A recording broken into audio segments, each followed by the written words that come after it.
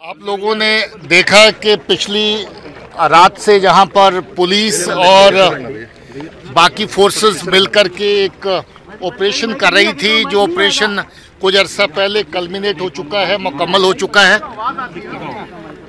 Reports के मुताबिक 2 दहशतगर्द जो फदाइन दस्ते का हिस्सा थे, सुसाइड स्क्वाड का हिस्सा थे जैश ए मोहम्मद के, जो पाकिस्तान की तरफ से लॉन्च किए गए और इनको जहां पर टास्क ये दिया गया था कि इन्होंने किसी सिक्योरिटी फोर्स के कैंप को, जहां सिक्योरिटी की किसी हैवी डिप्लॉयमेंट को एंगेज करना है और बहुत बड़ी तादाद में कैजुअलिटीज करनी है, लॉस करना है।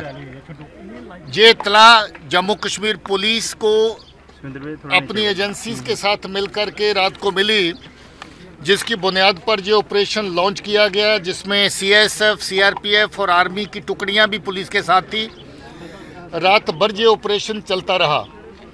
रात को इन्होंने कोशिश की कि ये पुलिस का फोर्सेस का घेरा तोड़ करके बाहर निकल जाएं, जिसके दौरान हैवी फायरिंग हुई और उस फायरिंग के अंदर हमारा जो आउटर कार्डन में लगे हुए पुलिस के और सीएसएफ के जवान थे वो कुछ जख्मी हुए और जख्मियों में से एक सीएसएफ का एएसआई एसपी पाटिल, उसकी डेथ हो गई, उसकी शहादत इस ऑपरेशन में हो गई। उसके बाद फिर से घेरा टाइट किया गया और अर्ली मॉर्निंग जो सर्च हुई उसके दौरान फिर से फायर फाइटिंग चलती रही। हमारी पुलिस की टुकड़ियां, एसओजी, सीनियर ऑफिसर सारे के सारे मौके पे तैनात रहे। ADG Jammu, DIG Jammu, SSP Jammu, CRP के कमांडेंट और सीनियर अफसर सब ने मिलकर के इस ऑपरेशन को कामयाब ऑपरेशन की तरह कंडक्ट किया और ये ऑपरेशन कंक्लूड किया। इसमें जो दोनों दहशतगर्द मारे गए हैं, इनका जैश ए मोहम्मद के साथ ताल्लुक है। ये दोनों ही दहशतगर्द सुसाइड वेस्ट पहन के आए थे ताकि जब कभी अच्छा एंगेजमेंट सिक्योरिटी फोर्स या किसी एक कैंप के ऊपर हो जाता तो ये सुसाइड वेस्ट को ब्लास्ट करने के बाद, गोलाबारी ख़त्म होने के बाद मरने से पहले और भी बड़ा नुकसान कर सकते थे और इनको इसी तरह की हदायत थी। अनफॉर्चुनेटली ये जो लॉन्च है इन 2 दहशतगर्दों की, ये प्राइम मिनिस्टर साहब का विजिट जो 2 दिन के बाद है उसके करीब हुआ। ये एक बड़ी साजिश का हिस्सा है जम्मू के अमन के माहौल को, पीसफुल माहौल को डिस्टर्ब करने का। ये एक बहुत बड़ी साजिश हो सकती है ऑनरेबल प्राइम मिनिस्टर साहब के विजिट को साबोटाइज करने के लिए। मगर ये अच्छी बात है कि ये वक्त रहते इतला भी मिली और इतला के ऊपर कामयाब ऑपरेशन भी हुआ। सर, ये दोनों फॉरेन टेररिस्ट है या पाकिस्तानी? जी, ये दोनों टेररिस्ट अभी तक की जो रिपोर्ट्स हैं उसके मुताबिक पाकिस्तानी हैं।